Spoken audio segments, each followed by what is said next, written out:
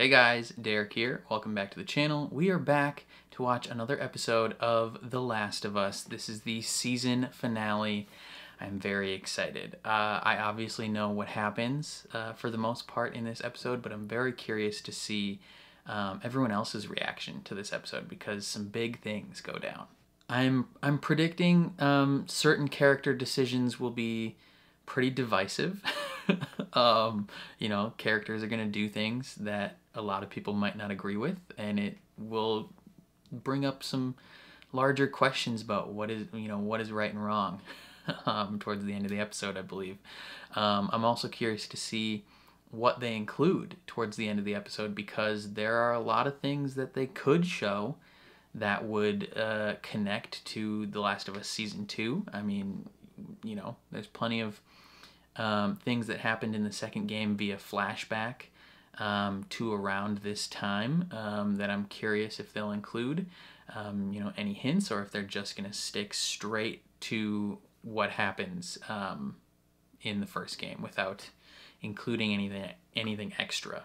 So far, I am giving the show a 10 out of 10. It has been everything I've hoped that it would be.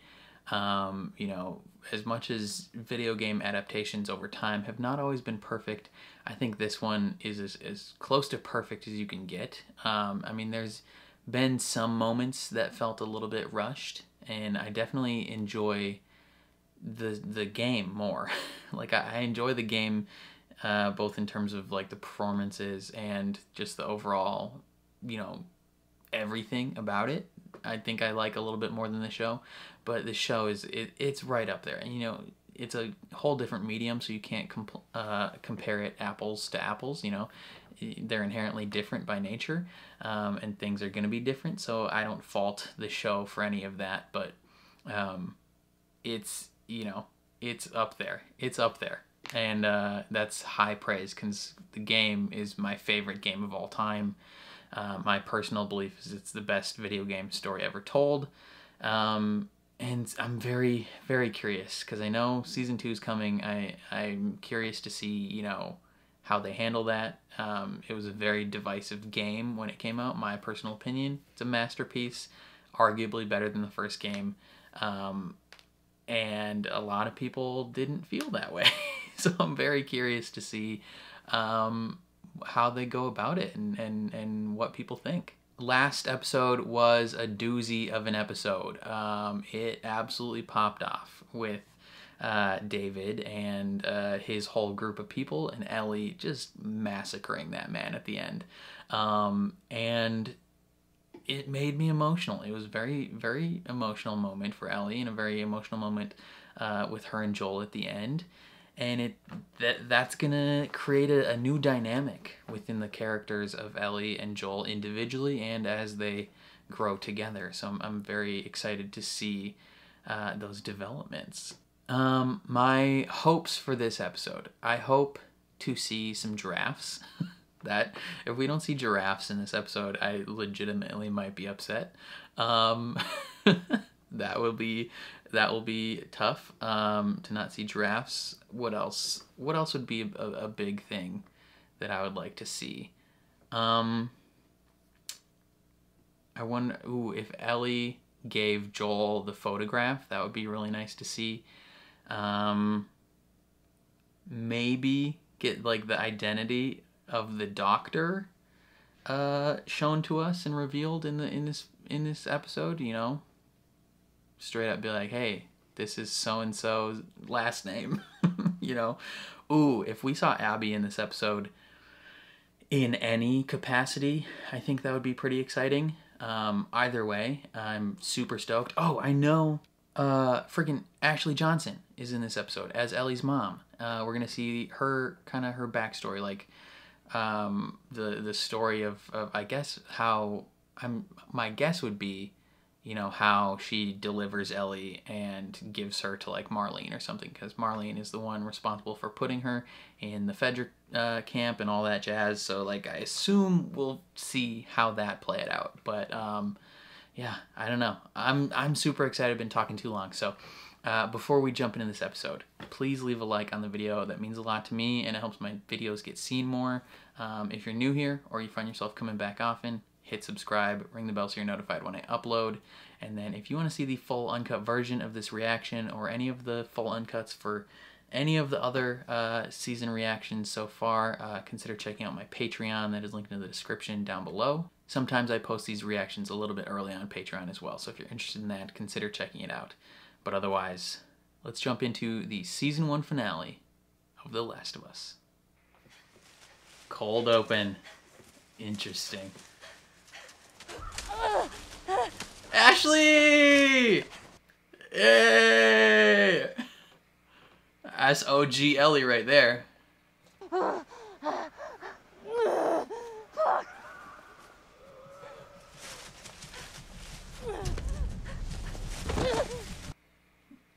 Oh, you just hear Ellie because her voice is so iconic. Ooh. Firefly symbol. I was gonna say this house looks almost similar to the house in part 2. Ooh. Water breaking.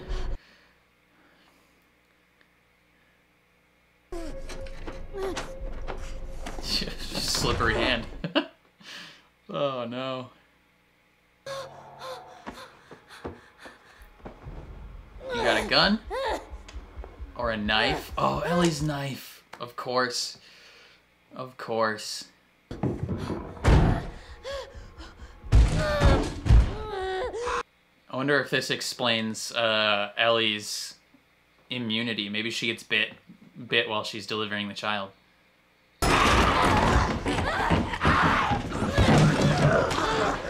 Remember when everyone thought in the trailer that that was Tess?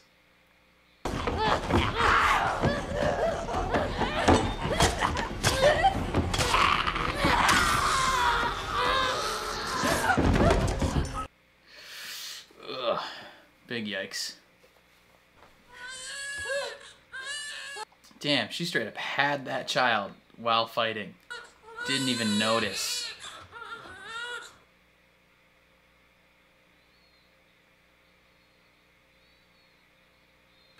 And she did get bit during the process of birthing her. That's the trick.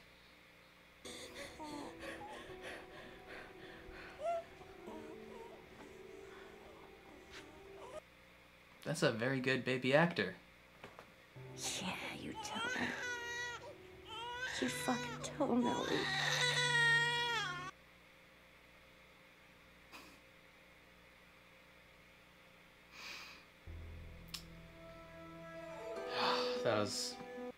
It's just like great to see Ashley Johnson in the show at all. Just as great as it was to see Troy last week, but the fact that she's playing Ellie's mom, it just like adds this like extra layer of emotional connection to it that it's just very nice.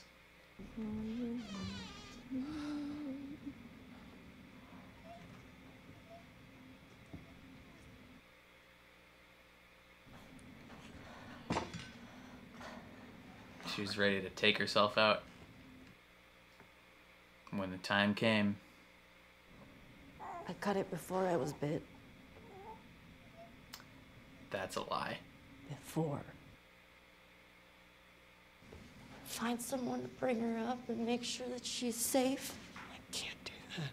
And I want you to give her this. Make sure that baby doesn't accidentally activate that knife. I can't. How long have we known each other? Quick minute. Our whole lives. Yeah. It's been a bit. So you pick her up right now. And then you kill me.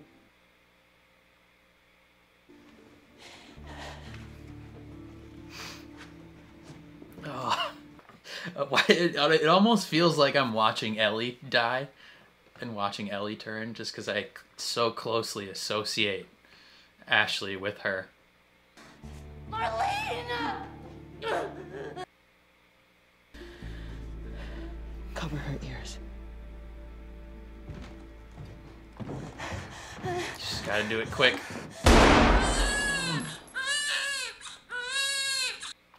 You didn't listen when she said cover her ears.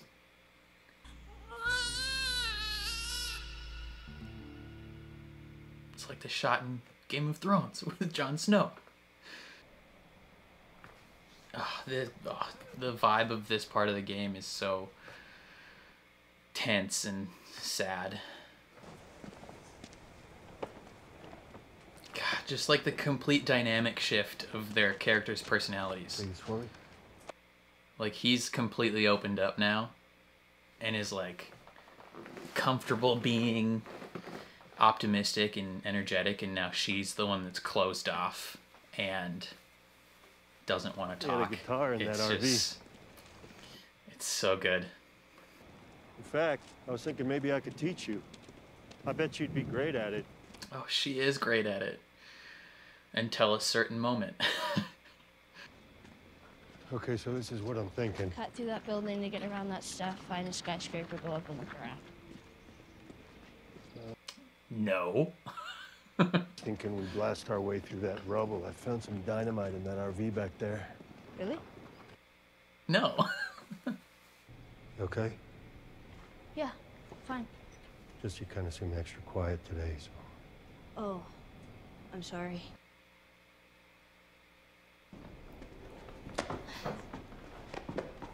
One, two, up!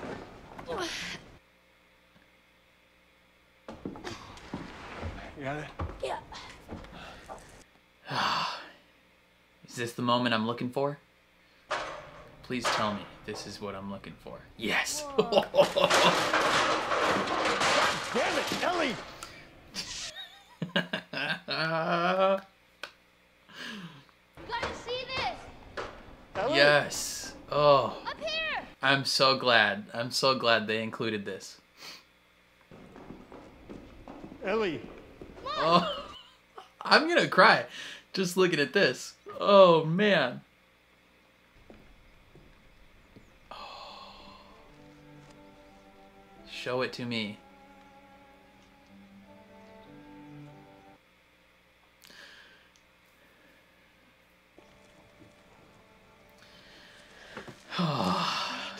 It's definitely a CGI giraffe. That's okay.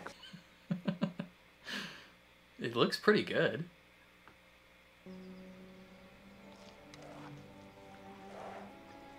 I wonder if they like filmed an actual giraffe like up close eating food and then just like superimposed it into the episode. Hey there. So fucking cool. Oh. Whole zoo out there. So, is it everything you hoped for? Jury's still out. Can't deny that view though. You can't deny that view. That's a double callback, baby. Quad callback, arguably. Look, I don't know exactly where this hospital is. Yeah, we'll find it. Sure. It's just... maybe there's nothing bad out there, but so far there's always been something bad out there. We don't have to do this. I want you to know that. What do you mean? What else are we supposed to do? Nothing. We just go back to Tommy's. We forget about the whole damn thing. After all we've been through. Can't all be for nothing. Everything I've done.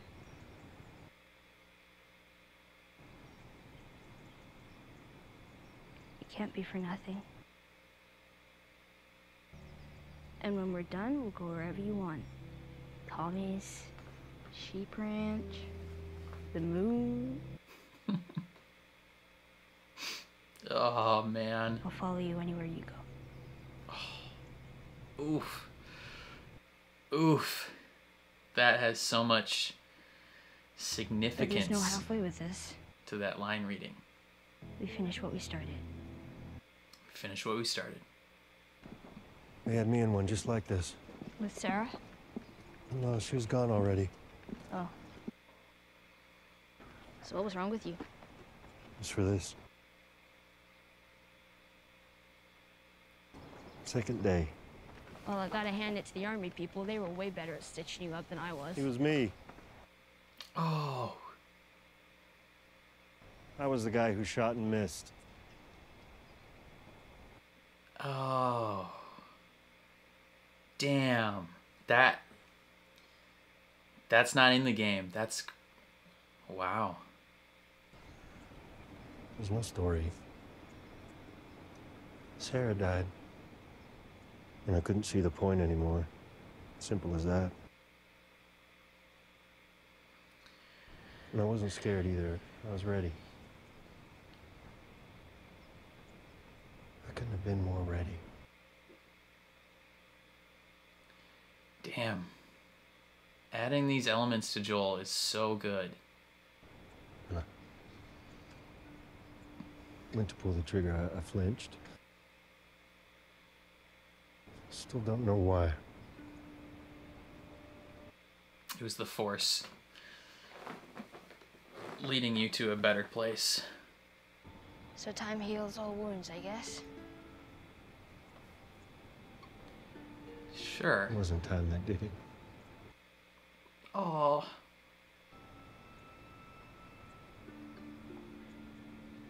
It was her. I'm glad that didn't work out. Me too. Me too. Oh, I wrote the show. None of this was in the game, and this is very good. I like this a lot. This was a great scene. You know what I'm in the mood for? Tacos. Shitty puns. Oh.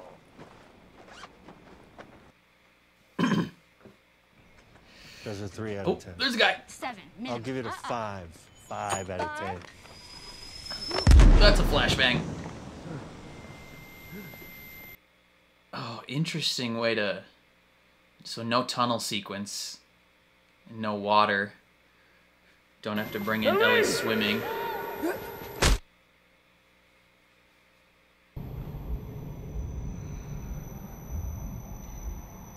Up into the fireflies. Easy. You got hit pretty hard. Yeah. No reason for it. We lost half our crew crossing the country. She's upstairs. And 5 men whose only Being job was to protect prepped me. I still for almost surgery. got killed. How'd you do it? It was her. It was all her. We all owe you. Just take me to her. I can't. She's being prepped for surgery. Oh no!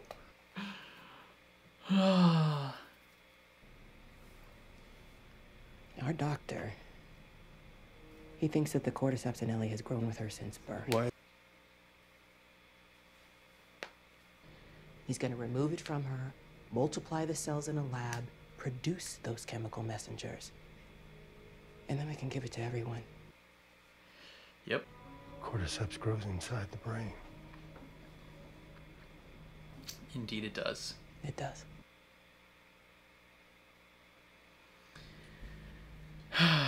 Find someone else. There is no one else. We didn't tell her. We didn't cause her any fear. There won't be any pain. No, you take me to her. You take me to her right now! Oh! Oh!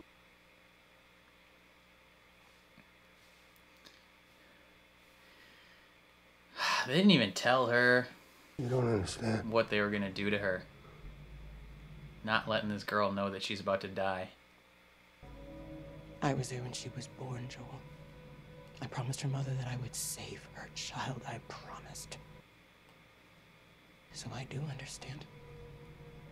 I'm the only one who understands. I mean, Marlene definitely is making a big decision here. But it's tough. It's tough. Like, Marlene is technically on the right side of things. I think the only thing they could have done differently is letting Ellie know what was going to happen. Oh, the knife. He tries anything, shoot him. Yeah, that's the only thing I would have changed if I was Marlene, is let Ellie know the significance. Like, make it clear to her, you're gonna die. The fuck are you doing? Keep walking. I said keep walking.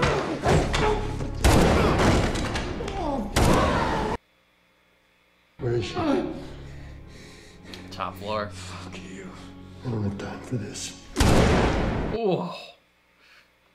And here it goes. This is the divisive part. Ooh. Oh, cause he's being slow and methodical with it. Like there's no questioning in his mind what he's gonna be doing right now.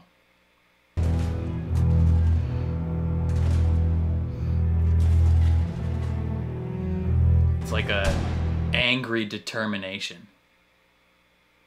Oh, the music is so good.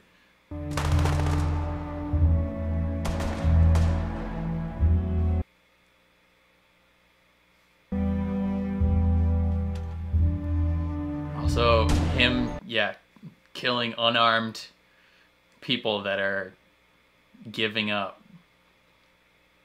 this is so key for next season. This is so key. Like, he's not just saving Ellie, he is massacring everybody here. Upgrading the gun.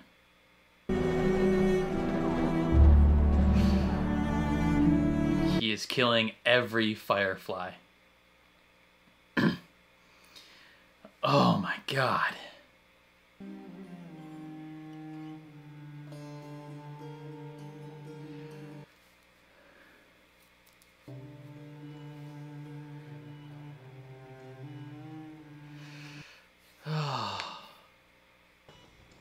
Unhook her.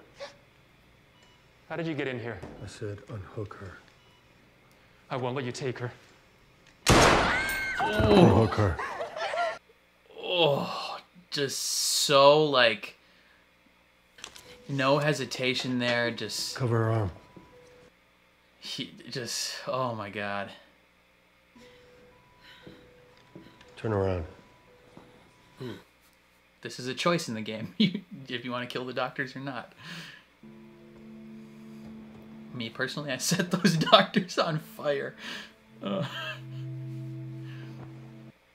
you have a flamethrower at this point. Oh, hello, sir.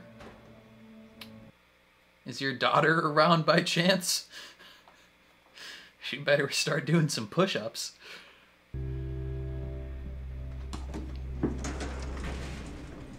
Interesting that we're not, he's not fleeing his way out with Ellie. It's just like a quiet, resigned thing. The act is nearly done. There she is. Can't keep her safe forever. No matter how hard you try, no matter how many people you kill, she's gonna grow up, Joel. So what would she decide, huh? Because I think she'd want to do what's right. She would, and Joel knows it. Joel knows that Ellie would have gone through with this. Yeah. It's not too late. Even now. Even after what you've done.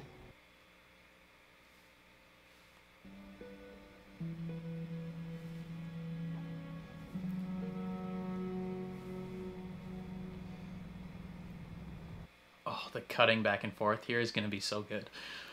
Oh. There she is. Turns out there's a whole lot more like you. People that are immune. Dozens of them. The doctors, they couldn't make any of it work. They've actually I don't know why that took me by surprise. I They knew it was stopped happening. looking for a cure. Raiders attacked the hospital. I barely got you out of there. Oh, that's an added element. Are people hurt? Yeah. Deep down, she knows he's Yes. lying, too.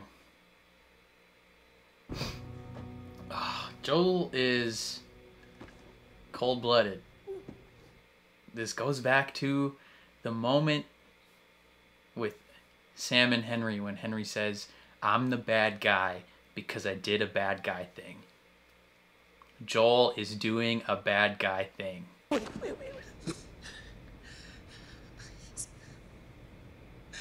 Let me go. You'll just come after Just her. come after her.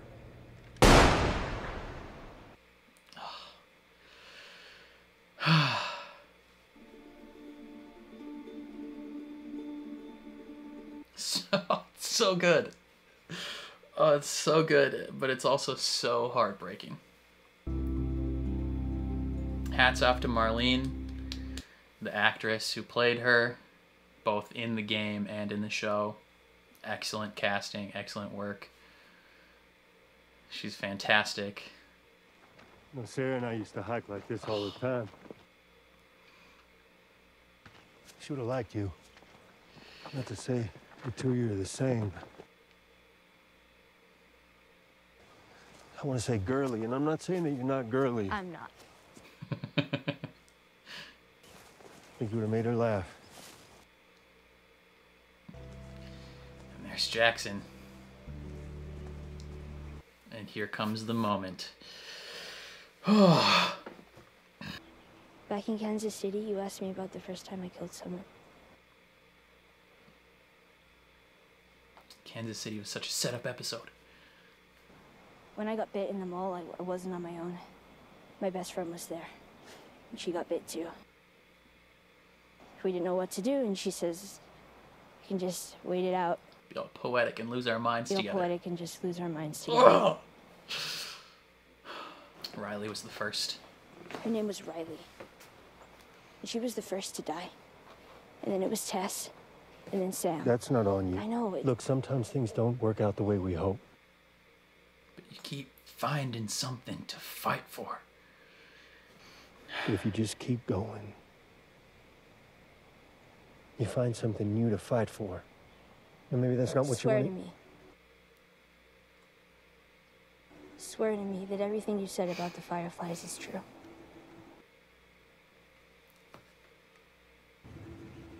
I swear. Okay.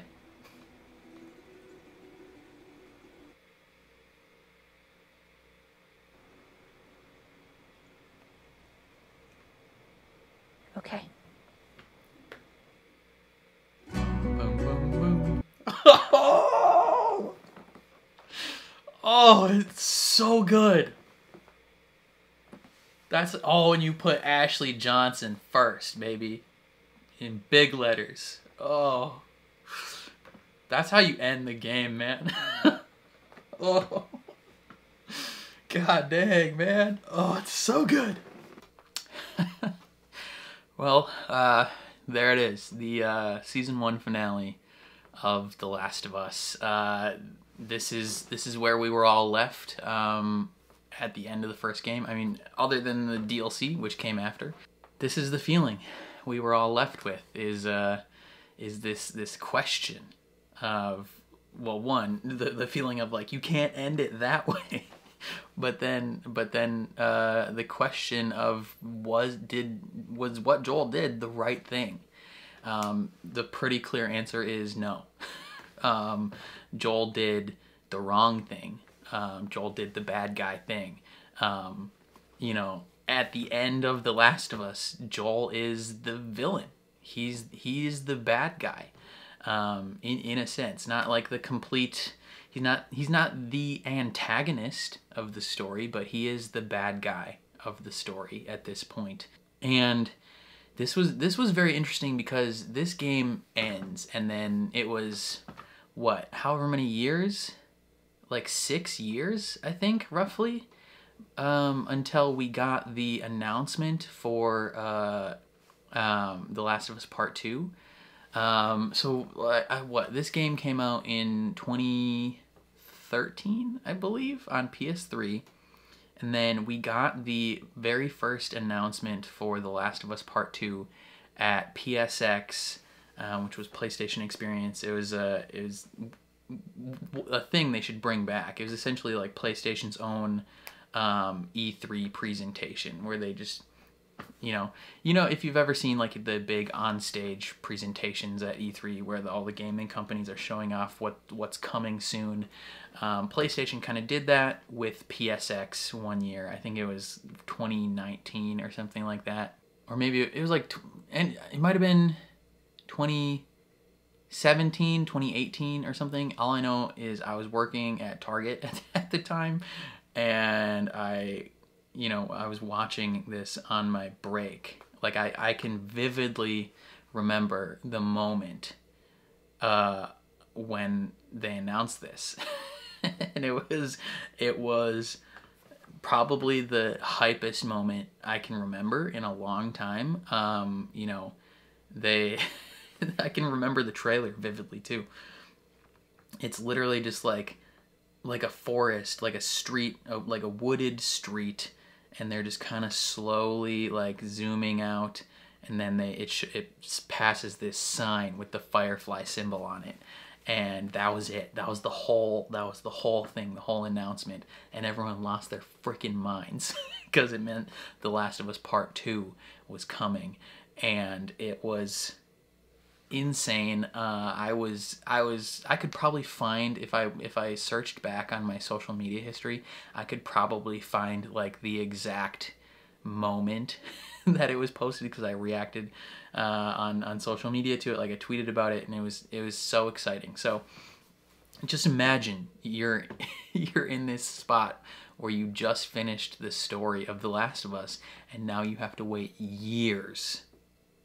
Like you don't even know, we didn't even know for years that there would be a part 2 to this story. Like the people that are watching this show, you have the knowledge and the, not satisfaction, but you have the I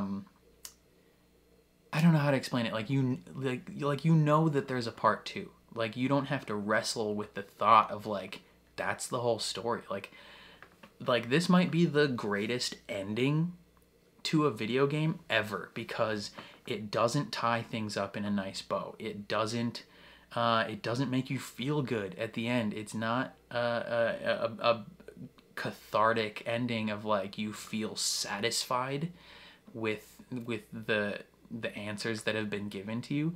The way they ended this game and the season is you are left in this spot of questioning and wanting more, and being like, oh my god, like am I the bad guy? and there's questions for so many years of like, do they even need to make a second game? I mean, obviously everyone wanted them to make a second game, in the terms of like, we would love to experience more of this world with these characters, but there was a lot of questions of like, is this the perfect way to end this? Like, does it need a second game?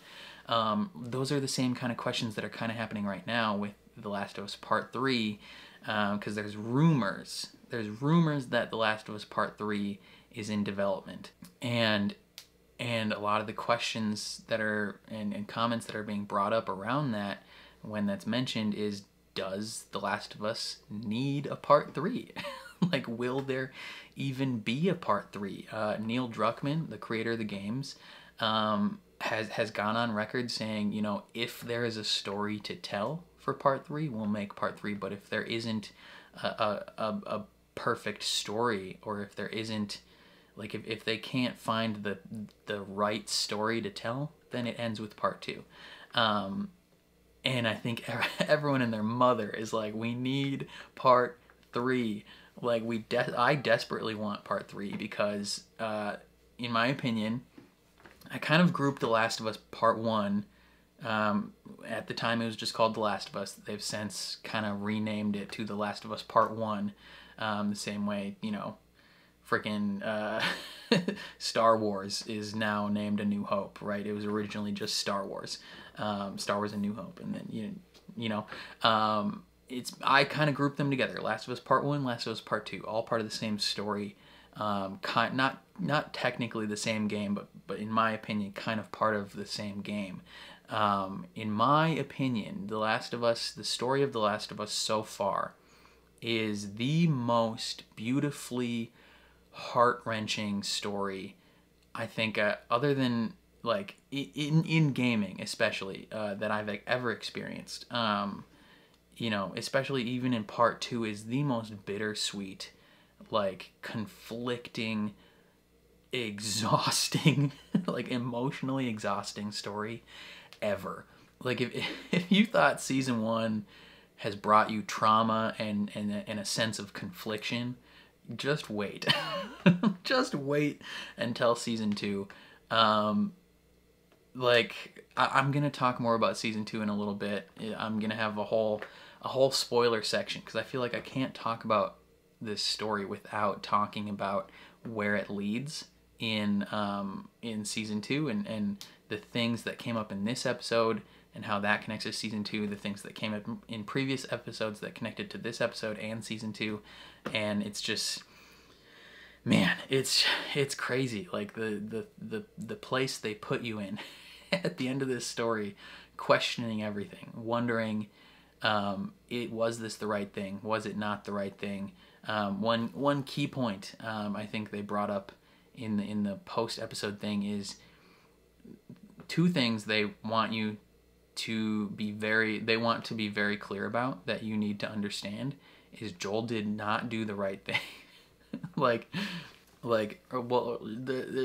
You're meant to be in a spot of like, we don't know whether or not Joel did the right thing, but they make it very clear they want us to know Ellie would not have wanted him to do this, and she knows that he did it, but she can't bring herself to believe it. And it's just like, it's so beautiful. But okay, I think I'm gonna go through the episode now, because I need to talk about things in the episode. So this is a whole like non-spoiler section. The spoiler section will come later. I will make it clear when that comes, when I'm talking about spoilers. But we start this episode with a cold open of Ashley Johnson playing Anna.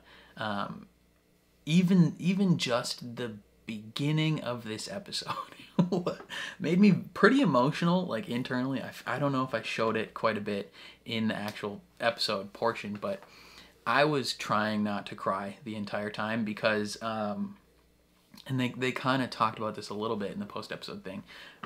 If you are unaware, if you somehow missed me saying it during the reaction, and you were unaware of all the news articles and all that jazz, Ashley Johnson is the person that originally brought Ellie to life. She did the voice capture, she did the motion capture, she did the all the performance capture, everything. Until this show came out, she is Ellie exclusively. So and she did it all for the first game and the second game. And if there is a third game, she will be doing that as well, because there's no other choice. Like, they're not. It would be interesting if they brought in Bella Ramsey to play a role in The Last of Us Part 3, the game, but they would undoubtedly have Ashley Johnson play her, because yeah, even if I'm thinking, as close to perfect as I think Bella Ramsey has been as Ellie, Ashley is Ellie, full stop. like they can share the role, in my opinion, in a sense, right? If there's a a ranking of who is Ellie, almost like a Broadway play, where there's the first actor, and then there's like the stand-in or the second actor that plays them when the first run is over. Bella's the understudy. That's the word I'm looking for. But it's very emotional, because Ashley Johnson originally brought Ellie to life, and now her role in the show is Anna, Ellie's mother. So she's bringing Ellie to life again in live action, and it's just like, it's so beautiful. And they talked about the connection in there in the post-episode breakdown of like, you know, there's a lot of people might think of Bella Ramsey's portrayal and Ashley Johnson's portrayal as two distinct things. And there's a lot of people that still very much, I mean, I kind of just talked about how I still consider Ashley Johnson to be the one true Ellie. There's a lot of people still that are like very much like Bella Ramsey is not Ellie. She's not my Ellie. I'll never think of her as Ellie. And this moment is a very astute way to intrinsically tie those two together, because you're not in that moment, you're not just tying together, you know, a random actress playing Ellie or a random actress playing Anna, and you're not just tying that to Bella Ramsey's portrayal as Ellie, but you are actively because when you look at this, you don't just see, you almost don't see Ashley Johnson playing a character. Like when I was watching, I was like, I almost don't even see this as a character. Like I don't see Ashley Johnson or Anna in this moment. I, in a sense, just saw Ellie. Like when you hear her voice and you see her mannerisms, it's Ellie to the core. And so in that moment, it's, you are watching Ellie birth Ellie, and it just intrinsically ties those two portrayals of the character together, and it was beautifully done. And then you have, you know, the kind of explanation in a sense of why Ellie's immune. We never learn this in the game, why Ellie's immune, and I assume this type of process would have been tried before. I mean, you know, because she makes sure to, when Marlene comes to say, I cut it before I was bit. So there's probably been situations before where a pregnant person was bit and then at a certain point has the baby. And then the baby's like a little infected zombie as well. But the way they do it here, where you know, she's bit pretty much in the process of birthing her, like within 30 seconds of being bit, she has this child. It's a very interesting explanation, and I you know, I'm curious about what the exact scientific process of that would be, but you know, maybe it just means that just enough, you know, just barely enough of the infection made it into Ellie as a child, and it's been growing with her since birth, right? That's crazy. And then Marlene comes in, and, you know, stuff that we didn't really learn about until the end of the game is the connection between Marlene and Anna. I mean, we kind of figured there was some sort of connection when you first meet Ellie in the game. There's clearly a bond there between them. And then, you know, you can, I don't remember the exact words, but I feel like her mom gets brought up or something, but it's clear that there's been a lifelong connection there. But the fact that they make them like childhood best friends that have grown up together and all this stuff makes it so good. And it adds an extra element to the end there. You know, she has to take Ellie in and make sure she's gonna be okay, and then she has to kill Anna, and it's just like, it's this heartbreaking thing, right? Because in a sense, it's almost like, you know, it's almost like Ellie having to kill Riley, except, you know, with Anna and Marlene, there weren't necessarily any romantic feelings associated with their bond, but, you know, Ellie's childhood best friend, if you imagined Ellie and Riley growing old together, or growing old, but growing up to around this age, childbearing age, and then say Riley got pregnant and Ellie had to kill her, like, it's the same type of connection of like, they are that close, and so it intrinsically ties Marlene to Ellie as well. Like other than Joel, in this world, other than Joel, the next person that cares the most about Ellie is Marlene. I mean, you could maybe throw Tommy up there, but Tommy doesn't know Ellie really at all. And maybe Tess could have gotten to this point as well if she had lived, but up to this point in the story, the two people that care the most about Ellie in the entire world are Joel and Marlene. And it's so good, yeah, because in the game you don't really learn about this in the game until the massacre section. Like, as you're working your way through the hospital and murdering everybody, you're picking up tapes and you're reading letters and all these different things where Marlene's describing her history with Ellie and the reason why this is so hard for her, and she's writing to Anna, like she's apologizing to Anna for having to kill her daughter, and it really ties it all together really well. Okay, and then let's talk about the section approaching the hospital. This is such a good section as well, especially in the game and now in the show, because it just adds this whole dynamic shift to the characters, right?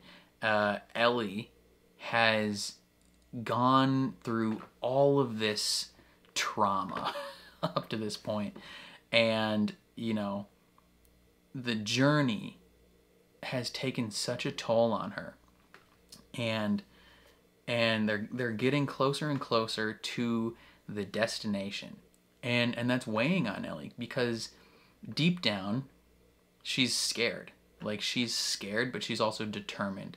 She knows, I think, in a certain sense, that the process of getting to this hospital and finding this cure might not work out perfectly for her. Like, I think, you know, she's gone to school. She knows that the infection grows all over your body and on the brain, and she's probably thought it out, right? Like, they might have to do stuff. I might not live through this process. And that, you know, she's determined to go through that, but she's also sad. Like, she's zoned out.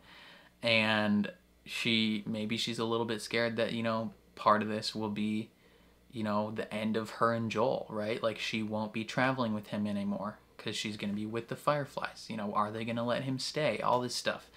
You know, and it's tough, and she might be thinking like, oh, if I die or whatever, what's gonna happen to him? Like, and so there's probably 1,000 different like thoughts that are running through her mind as they get closer and closer to the hotel, and it's just causing this like disassociation with her, where she's just kind of zoned out, and she's ready and resigned to get this done. And Joel is the one that's trying to stay upbeat. He's trying to connect with her and trying to be the happy father figure that he has grown to be, right? Like the complete dynamic shift, where previously she's the one that's always upbeat and trying to connect with him and trying to open up that shell. Now it's him doing that, saying, I found Chef Boyardee, and he's talking about how he's gonna teach her guitar, and it's like, she knows in that, like, she's like, oh yeah, like that sounds great, but in the moment she probably deep down is thinking like, that's never gonna happen. Like, it's just not gonna happen. And then the moment where they see the giraffe, oh, brilliant, loved it. That's a moment in the game where I feel like my interpretation of that moment is Ellie is in this state of resignation, of you know, getting the job done, and then she sees this giraffe and she's reminded a little bit of the beauty that life still has. Like, even at the end of the world, at the end of this trauma-inducing journey, there is still some innocence and there is still some beauty to be seen. And the fact that it's in such close proximity to the trauma that they've experienced is extra poignant and extra touching. And she just has this cute moment where she feeds a giraffe, and it's just cute, and it's beautiful. And then the moment comes where Joel is like, you know, we don't have to do this. Like, he's just trying to hold on, because he knows, I think, but like I said, that she knows to a certain extent what might happen in this situation. He knows as well. He knows going into this that they might be separated at minimum, and at maximum she might be killed. And it's the end of the journey, right? It makes them both sad because it's the end of the journey, and he doesn't want the journey to end. He has just gotten to the point where he has accepted this girl as his daughter and claimed her, and he is not letting go. He does not want to let go. And so he's giving one last plea to her, being like, we don't have to do this. We can go back. Like, we've both reached a point where I think we'd be okay being a father and daughter for the rest of our lives. But like Ellie says, it can't all be for nothing. You know, everything she has done, the people that she has killed, the people that she has seen killed for her, like, it's not just a situation of, you know, she witnessed some people die. It's Tess specifically dies for Ellie. You know, they're on a mission to get Ellie to this point. Tess dies in that mission. You know, Sam and Henry, they met on the mission, and they were going to join. They were going to come with them, and then they died. Like, this isn't just some randos that she saw die. Like, these are people that she has a deep connection to. And she feels somewhat responsible for these people's deaths. And you know, specifically regarding Sam and Henry, like, she feels as though she failed them. Right? Like Tess died for the mission and for the potential cure for humanity. Sam and Henry died because Ellie couldn't save them. And so she's as they get closer to this, she's seeing this as her opportunity, in a sense, to make that right. And yeah, and it's just this oppressive weight on both of them. And she's like, it can't be for nothing. Like, we finish what we started. And she tells him, you know, after this we can go wherever you want. You know, as much as there is a part of her that is resigned to it ending here, there is also another part of her that is hopeful to continue life with Joel. So she tells him, I will follow you anywhere you go, which is, oh man. Like, that line goes so far beyond the literal meaning of, like, physical location, right? Like, they have been talking all season about how Ellie is just a miniature version of Joel. Like, all the horrible things that Joel is capable of, Ellie is equally as capable of those horrible things, and she is slowly morphing into Joel, both in terms of, you know, the good parts of him, but also the bad parts of him, their capacity for violence being a key one specifically. And so that moment where she's like, I will follow you anywhere, and it's not just him. Like, it is, okay, brief 20-second second game spoiler. Starting now. It is not just Joel when he's alive, like him being around, like her mentoring from him and growing connected to him, following him that way, but it is her following the memory of him in the second game after he dies, the presence that he leaves in that moment.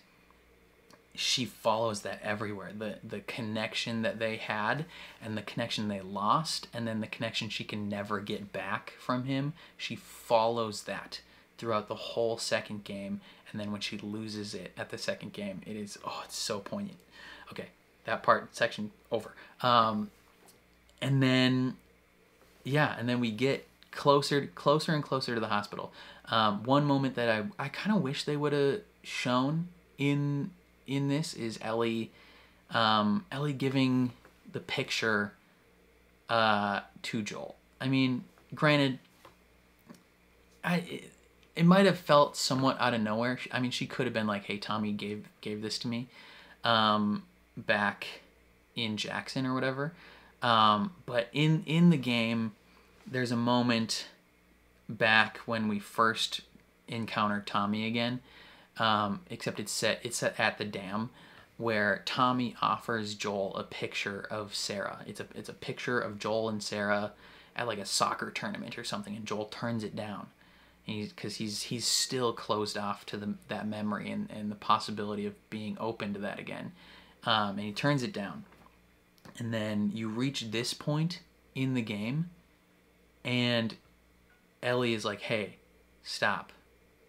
And she gives him this picture of Sarah that he turned down earlier, and he accepts it and he thanks her, and it's this nice beautiful moment before they head into the tunnel and avoid clickers and all that jazz.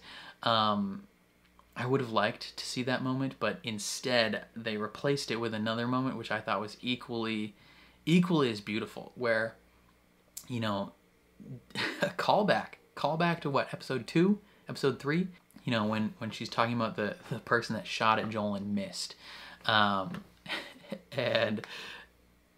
it's just so interesting, 'cause she's like, "Oh, how'd you get that scar?" And he's like, "Oh, someone shot at me and missed."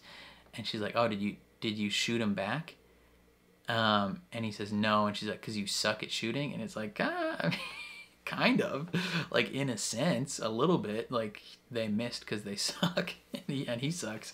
But it's this beautiful moment where he's like, "You know, I'm gonna be honest right now. I'm the one that shot and missed." Like, and this moment wasn't in the game. You didn't know this about Joel, that he tried to kill himself the day after Sarah died. Like, day 2, he tried to kill himself and failed. And then he just kept going. But he was ready. In the moment, he was ready to die. And he was resigned to it and almost looking forward to it. And in a sense, in a small sense, that is how Ellie's feeling right now. She is resigned to what's going to happen. And they kind of misunderstand each other a little bit, where he's like, "You know, and now I'm here. I'm glad that I missed." And she's glad that he missed as well. And she's like, "Time heals all wounds. You know that healed your desire to end things is no longer there when you think about Sarah." And he's like, "Time didn't heal things." You know, essentially being like, "You healed this, like, not time." The only reason Joel is still here and not actively, like, brutalizing people in Boston is because of her. And it's this beautiful moment. It wasn't included in the games, but I'm very happy that it was here. And then they get flashbanged and taken in by the Fireflies. Again, very different to how it happened in the game, which is a complaint I think some people will lobby. A complaint I have seen about the show, and I agree to a little bit of an extent, is there has been a pretty big lack of infected in the game. You know, I mean, killing infected in the game was very much a gameplay type thing. Like, it was, some of them were there to foster gameplay and provide gameplay interactions. So I can forgive not including as much of them in the story for the show. But I think there could have been a little bit more infected here and there. But yeah, in this moment they go into a tunnel and you have to sneak around all these infected, and then there's like this raging river and a ladder and a bus and stuff, and Ellie falls in, and you like go to rescue her, and you're like bringing her back to life via CPR, and then the Fireflies come and knock you out. So it's interesting that they skipped that whole part. Some people probably will be upset about that. I'm not too bummed about it. I mean, I think the key points of the story are still here, which is good. And then the hospital section. The hospital section is the part at the beginning when I was talking about how I think this episode might be divisive for people who haven't played the game. Seeing Joel's reaction to this whole situation is very interesting. So, you know, Ellie is being prepped for surgery. Joel's talking to Marlene. He's talking about, she's like, how did you even get here? Like, I had a whole army of people escort me here and we barely made it. And you and her alone made it here. And he gives Ellie the credit. He's like, it was her. She fought like hell to get here. And you can Marlene can tell that there's a difference in Joel, right? Like, he has an emotional connection to Ellie now.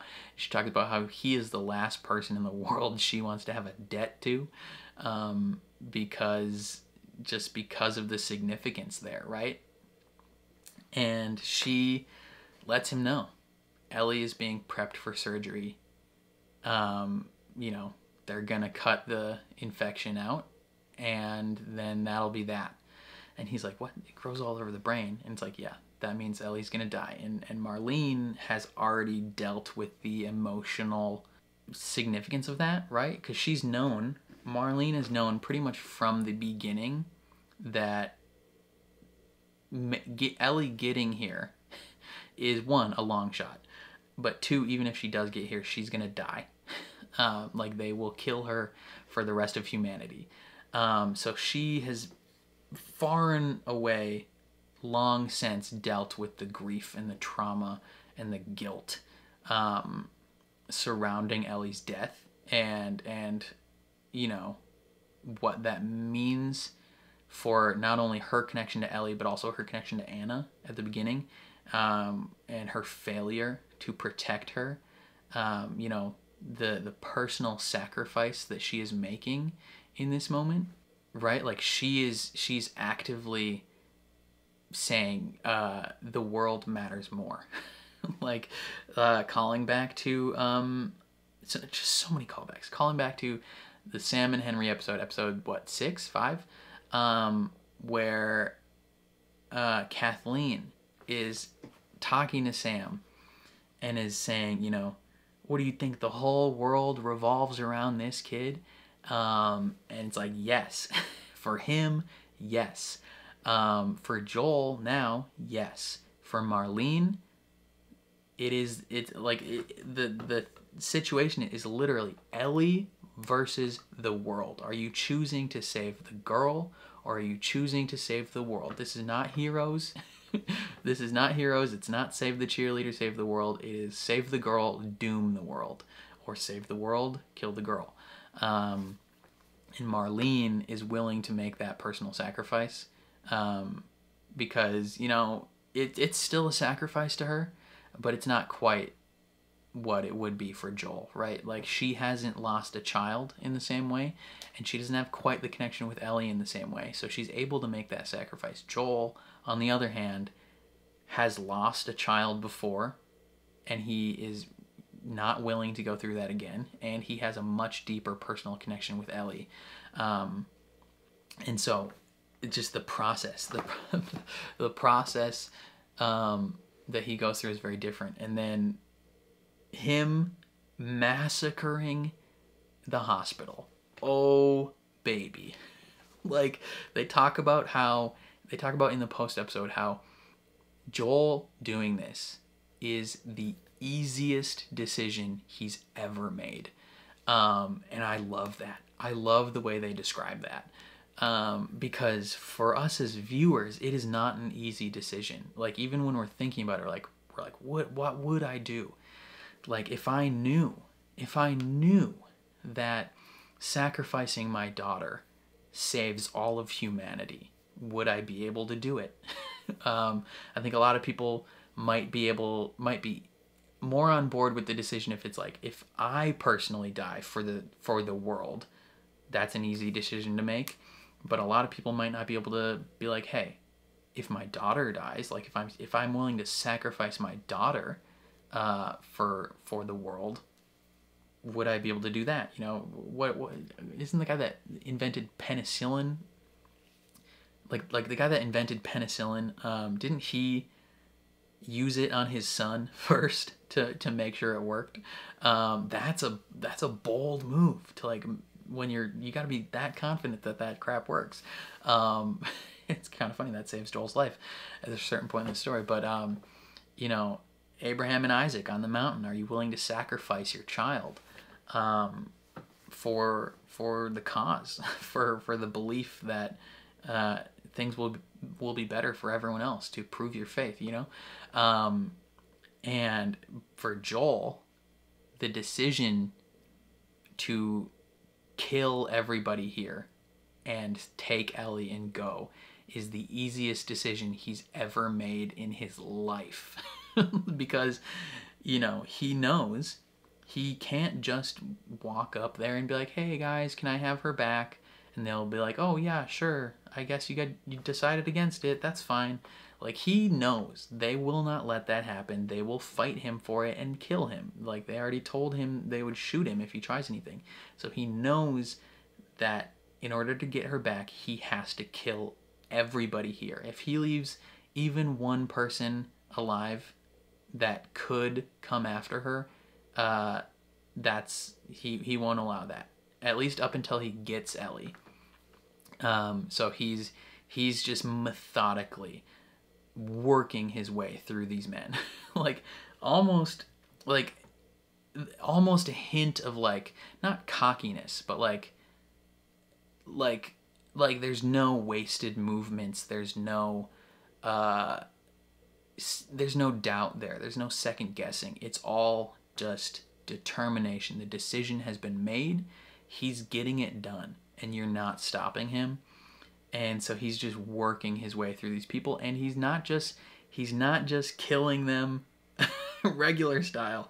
Like, he's not just killing the people that might kill him, and it's not just self-defense. There's multiple instances here where someone either gives up, they surrender, put their gun down, or they're unarmed, and he kills them anyway.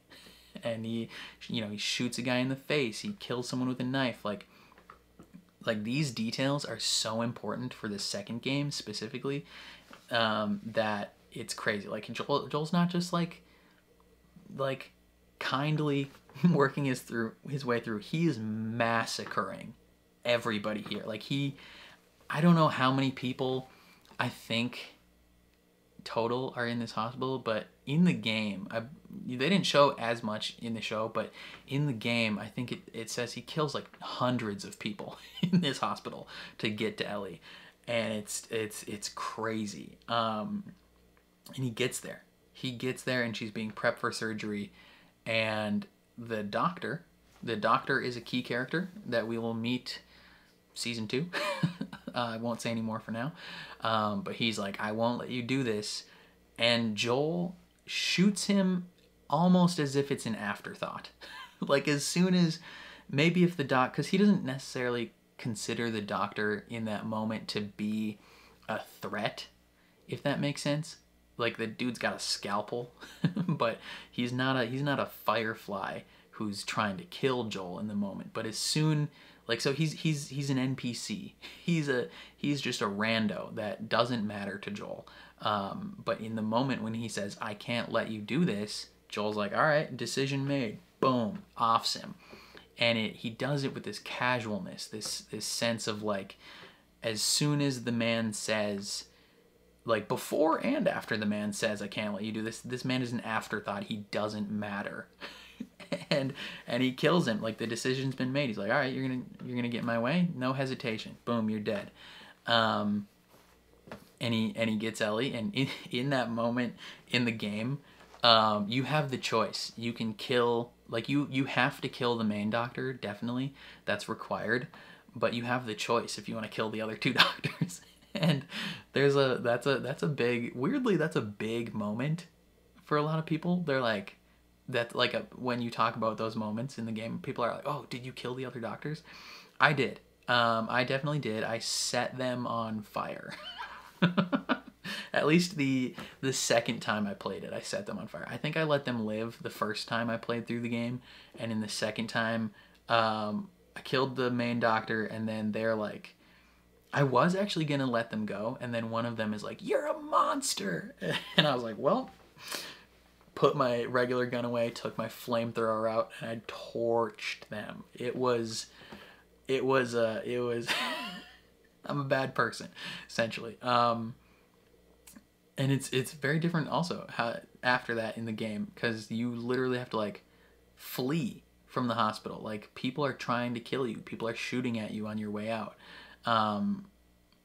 And I think that makes sense why they didn't have that happen in the show, because, I mean, one, again, it's another gameplay for the sake of gameplay type sequence. Like, you don't have to show that to know the main beat of the story, but it also makes sense if the thought process is like Joel massacred everyone in this hospital and the consequences that come from that in the second game. It doesn't quite gel as well together in the game, because it's like, okay, all these people are clearly still alive. I mean, but someone has to find out what happened, right? But well, I guess they find out what happened via like tapes and all that jazz, so it's not quite, you know, it fits. Never mind. But they cut that part out, and it's just Joel, elevator down. Marlene is there and is like, hey, you can't save her. Like, in this moment, Joel's trying to save her, and Marlene is like, eventually something will happen. She'll get, you know, caught and violated by raiders. She'll get torn apart by clickers. Something will happen. It's not too late. Like, even though you just massacred people, you just committed like a war crime. You know, you would, in real society, would be classified as like a mass murderer. Like, it's not too late. It's not too late to give her back. Essentially, you can still save humanity. Well, actually, I think in that moment, it's already too late, because the main doctor's dead. Unless there's another doctor, unless they can find another doctor that can, you know, get that done and knows a way to do it. It's kind of like the jig is up. Like, it is too late in that moment. But she's trying to convince him, like, it's not too late. And he shoots her and cuts to him in the car driving, and you're like, for a brief second, you're like, did he do it? Actually, no, but before he shoots her, cuts to him in the car, and you're like, you're meant to question for a second, like, damn, did he actually, you know, move on without her? And then you hear, and he lies to Ellie. He says, you know, there's a ton of people like you. They weren't able to figure it out. They stopped looking for a cure. But then in the show, he adds an extra element where he says, raiders attacked the hospital. I barely got you out. And she's like, oh, were people hurt? And he's like, yeah. That's different from the game. In the game, they don't have that line of dialogue, so it just adds an extra wrinkle. But even in that moment, you can tell Ellie doesn't believe him. She knows deep down that, and they both know deep down in that moment that she doesn't believe him, and that the true thing she is asking is, did you hurt people to get me out of here? And he says yes, and then it cuts and it shows him shoot Marlene, put her in the truck, and Marlene is like, please let me, like, please don't kill me. Just let me go. I'll let you go. And Joel says, you'll just come after her, and shoots her in the head.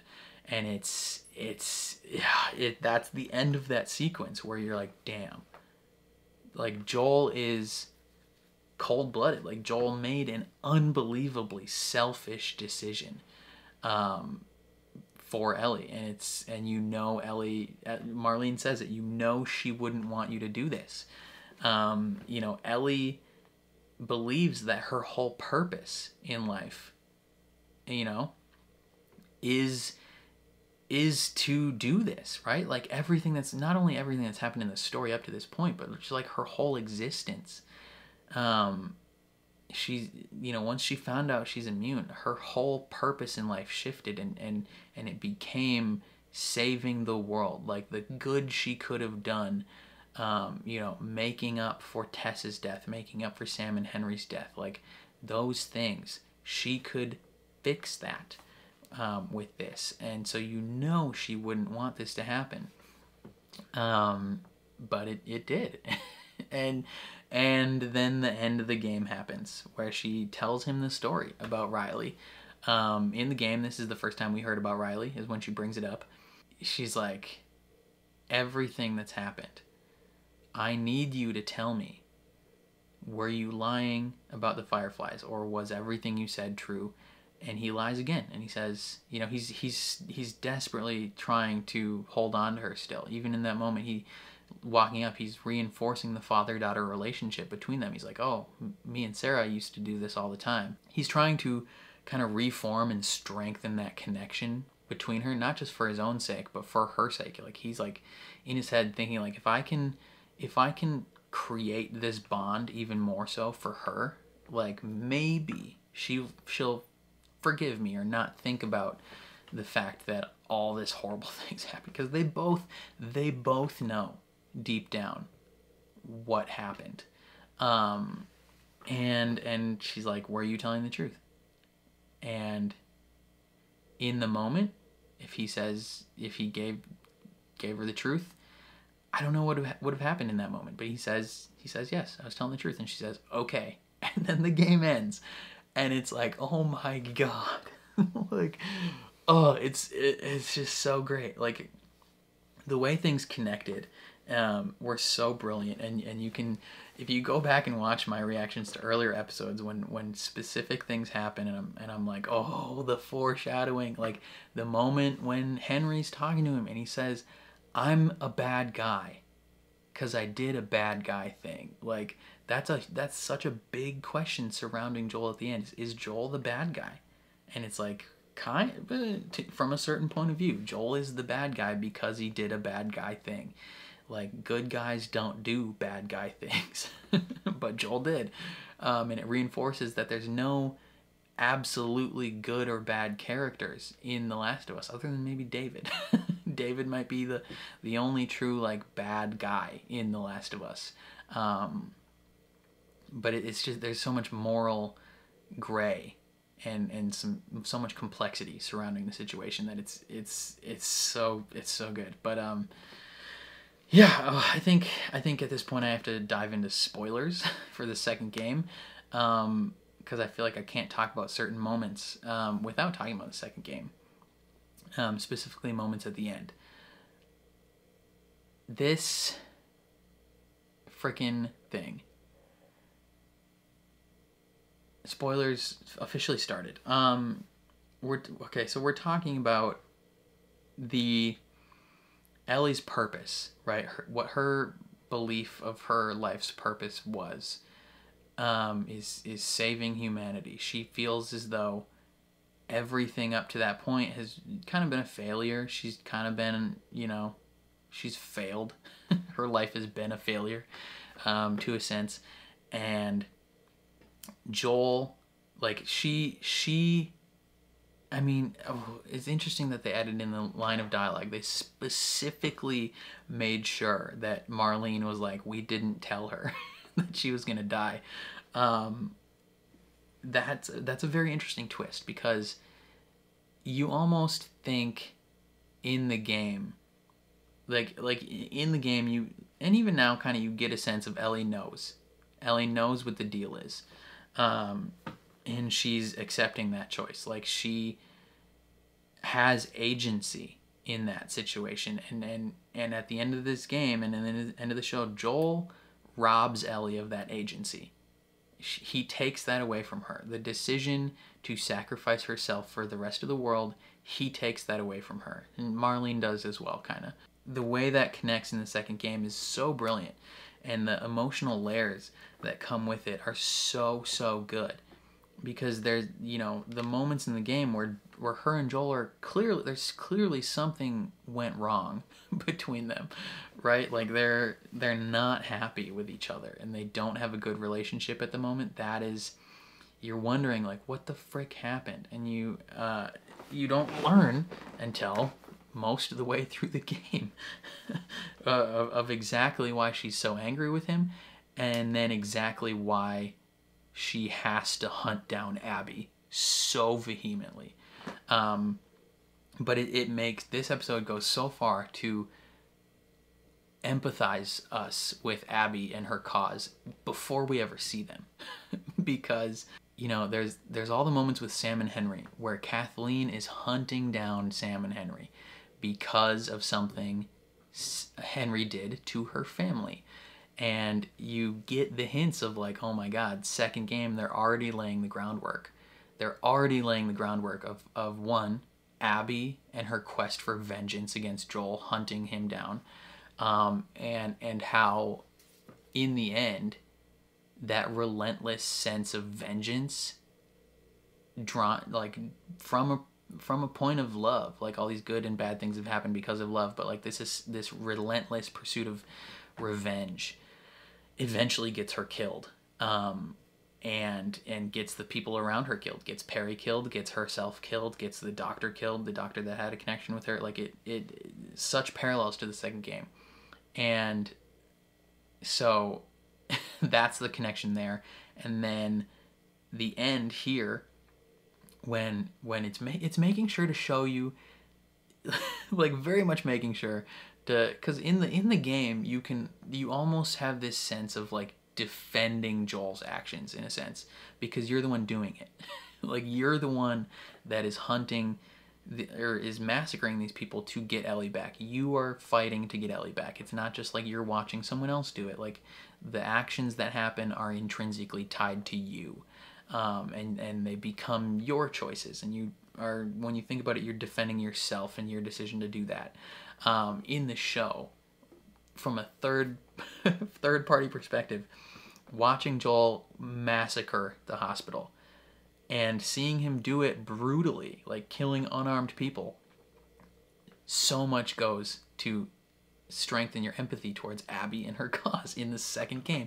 You understand, especially when you know that the doctor that he so casually shoots at the end, when you know that doctor is her father, it makes so much sense that Abby would be like, no, I am dedicating my life to hunting this man down and murdering him. Even if it doesn't make her feel better, she's gonna do it. And that's why Abby's so freaking jacked in the second game, is because she has been preparing. You know, when you meet her halfway as a child in that game, and she's just a regular girl, just not, you know, she ain't got no biceps, she ain't got no triceps, nothing. And then that happens, and then she dedicates her whole life's purpose to hunting Joel down and murders him at the beginning of the second game. Just brilliant, brilliant, brilliant, brilliant that they're empathizing us with Abby's cause early on.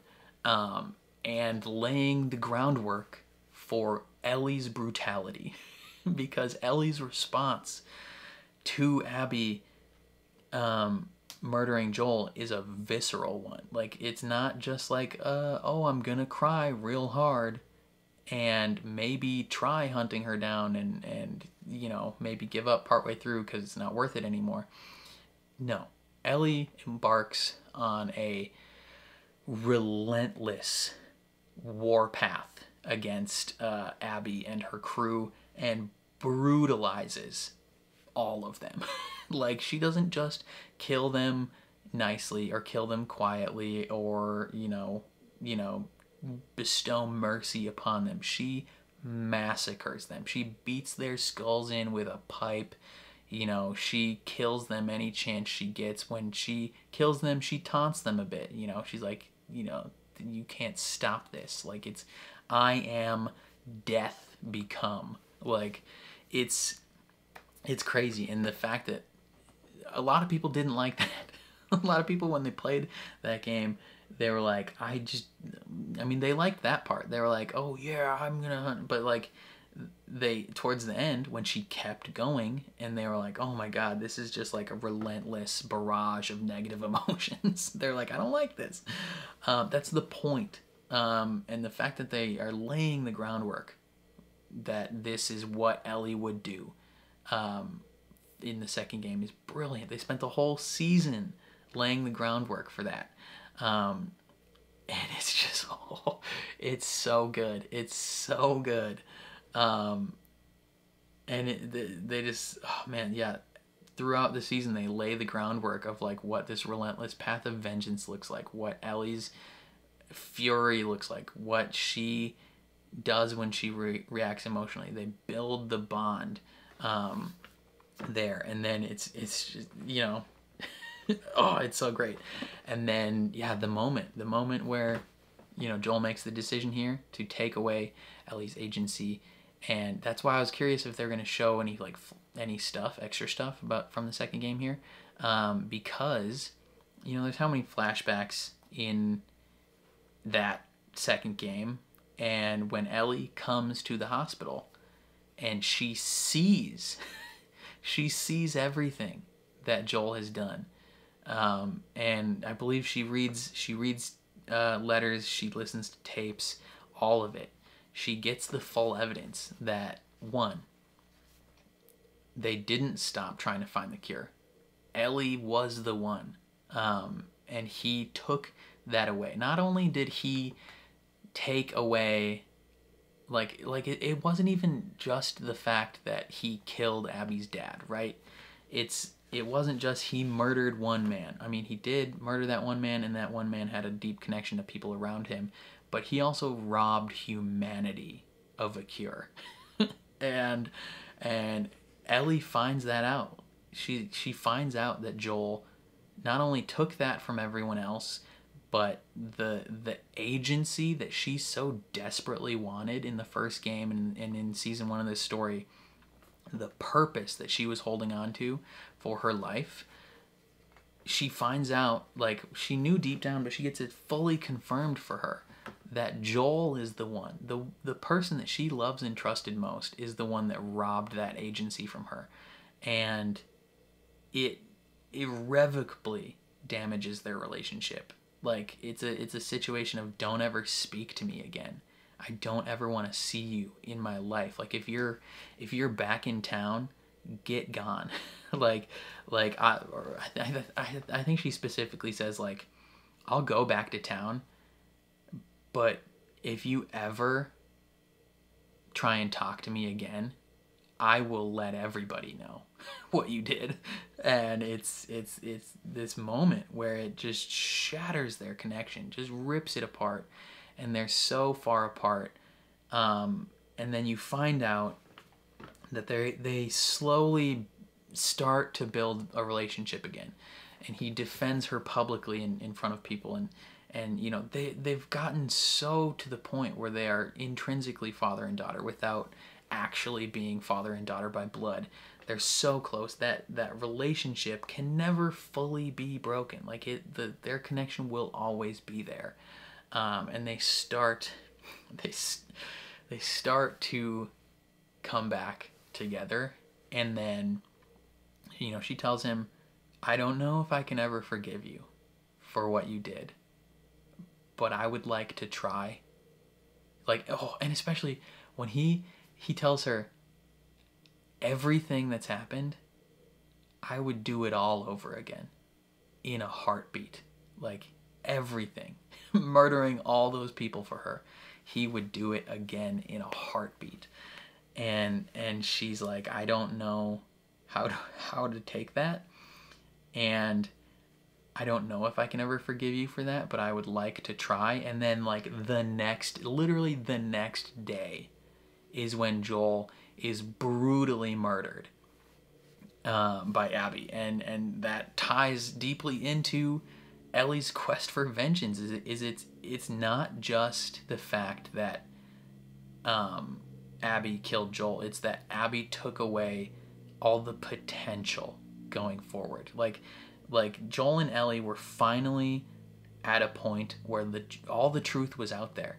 There was no more lingering questions and lingering doubts about their relationship. They were finally back to a point where they could build up to where they had gotten before the hospital, right?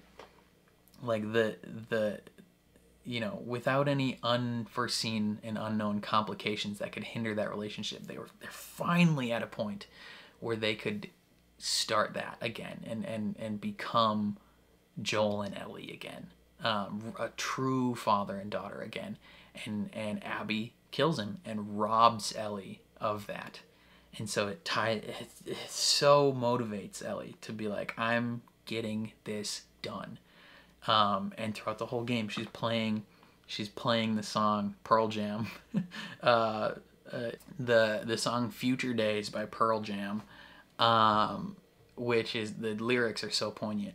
But you know, she's playing that the whole game, holding on to that memory of Joel. Like she says in this episode, I will follow you anywhere. She is following and clinging to that memory of Joel after he died. And she's allowing that to drive her vengeance, and is all the relationships around her. She is sacrificing those relationships for this personal, selfish quest, right? Just as Joel makes an unbelievably selfish decision here, Ellie in the second game is consistently making that selfish decision to get revenge, and it costs her every relationship in her life. It costs her Dina and the kid when they walk away. It cost her Jesse when he gets shot in the face, and at a certain point it costs her Tommy, because Tommy wants revenge. And it's just like, it's so poignant. And then it gets to the point where you fight Abby and you realize Abby doesn't she doesn't want to fight until Ellie threatens Lev. Abby's like, you know what, I'm not gonna do this, like just kill me if you want.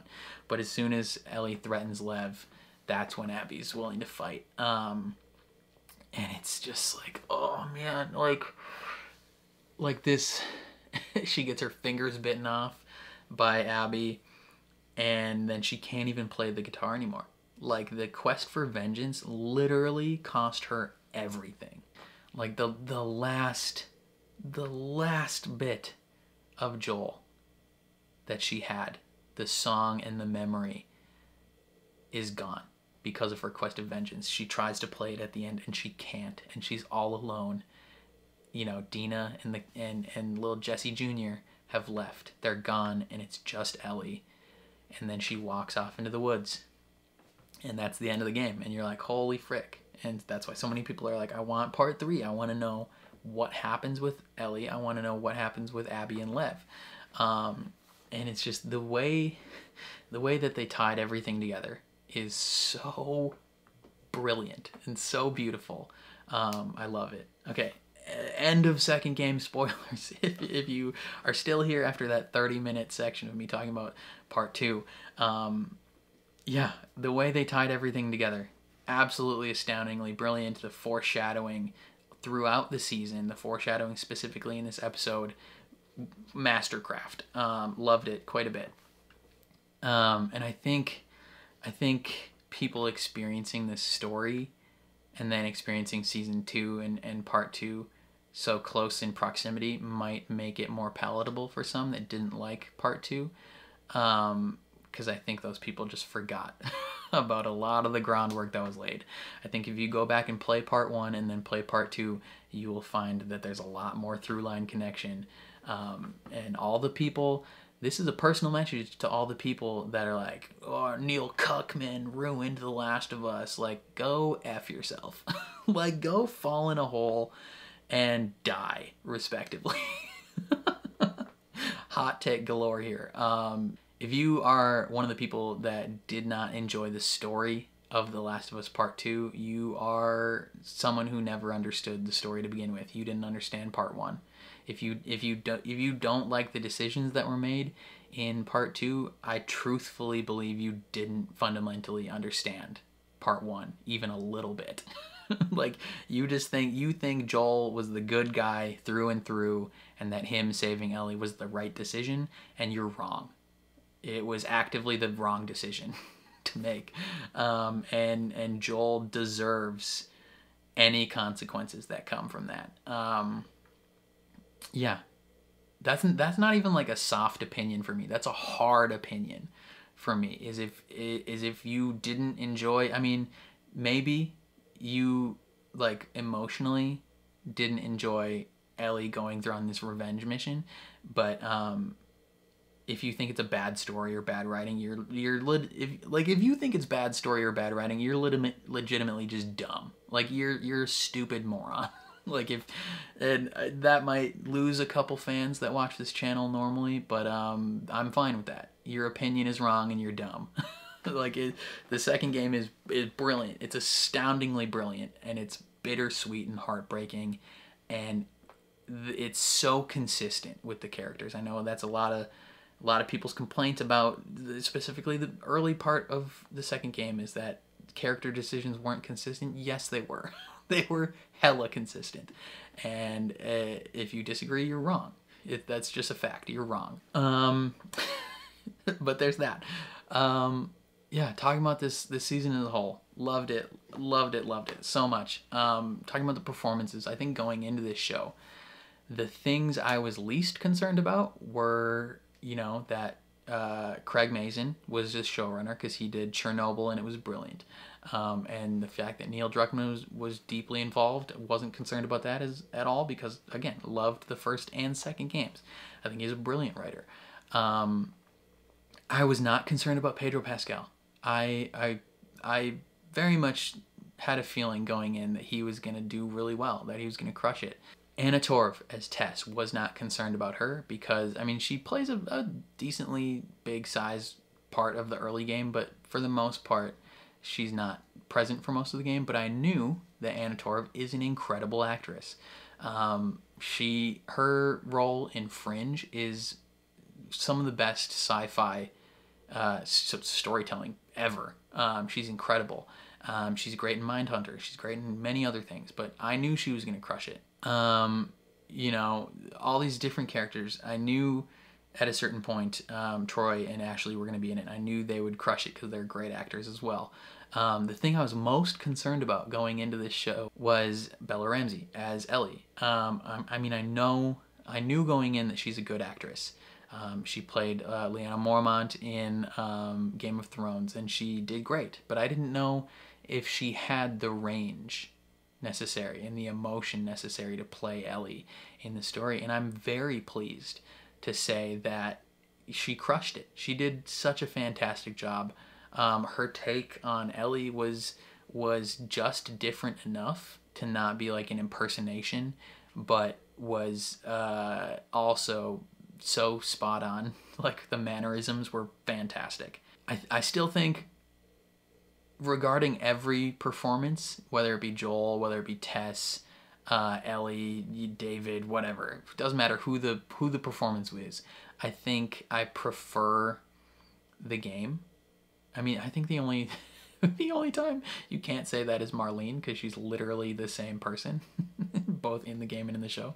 But other than that, I think I generally prefer the game performances. I think I just prefer the voices. I prefer the looks of the game. The emotional beats in the story, I think, hit a lot harder in the game for a lot of them.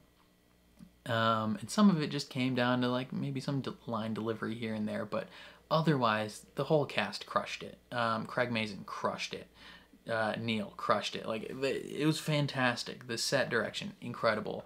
The setting and the prop department and the clothing department, all of it was fantastic. Looked great. Clickers, fantastic. Runners and all the other infected looked great. I think the changes they made to the story were well served. Like, things that needed to change changed, and they didn't just change things for no reason. They changed them if it made it better. And I'm okay with that. The whole like infected all being connected, I was okay with that change. There's various other things that changed that I was completely fine with, and I think it was great. Oh, Sam and Henry, incredible. The kid that plays Sam is the cutest kid alive, and he's a diehard hockey fan, which is very interesting because I love hockey as well. Minnesota, born and raised, baby. But he's a big Washington Capitals fan, and he likes Ovechkin.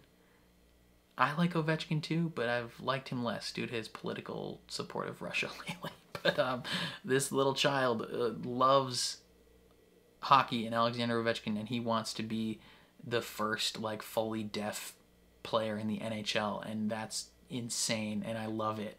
And he's fantastic. Henry's actor, great. David's actor, incredibly creepy. He did a great job though. Freaking even Kathleen her actress did a great job. The voice actor and performance capture, actor in the game for Tommy did great as Pierce. He was great.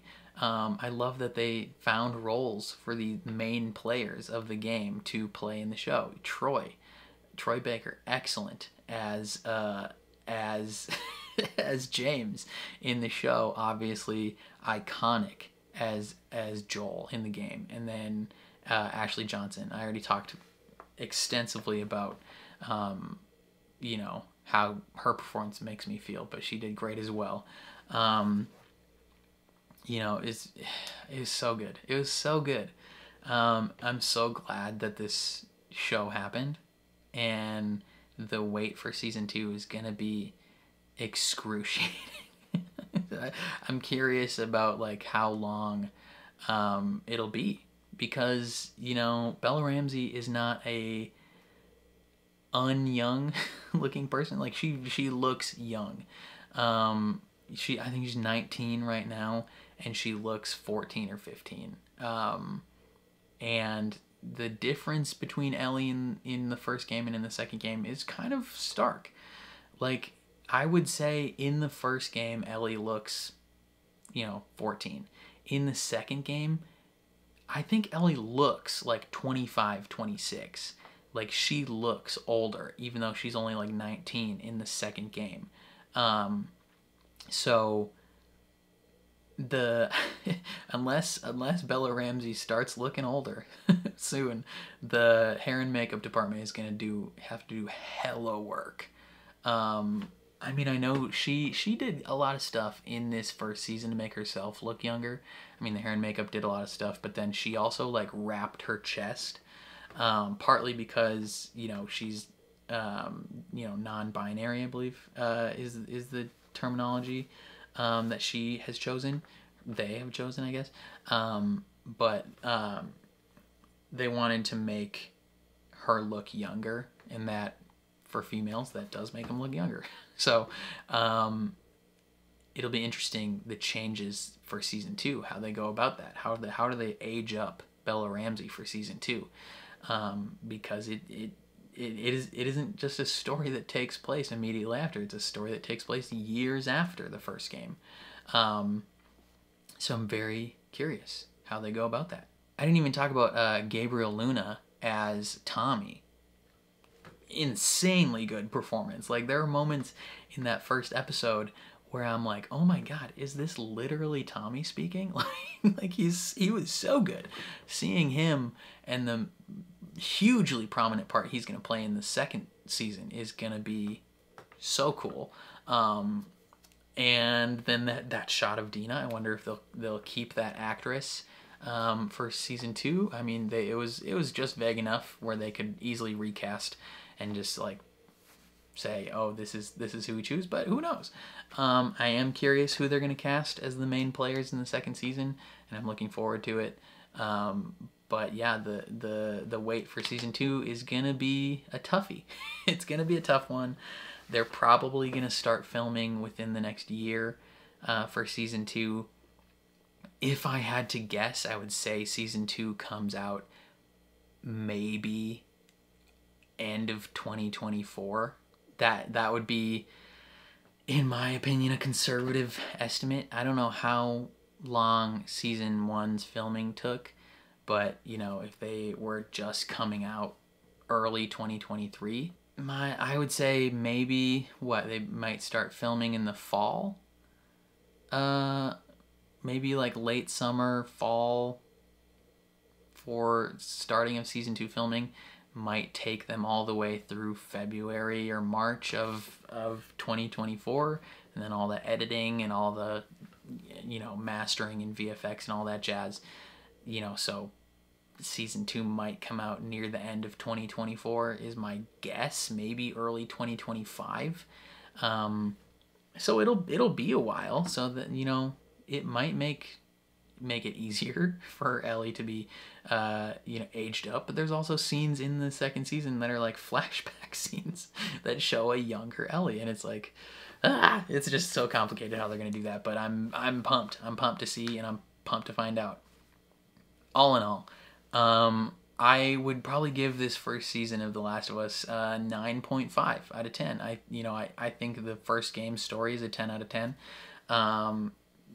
Near magnificent, near perfection-esque level story, and I love the gameplay too. You know, it's not like incredibly innovative gameplay, but they make it work really well. It's near perfect. Like the execution of it is near perfect.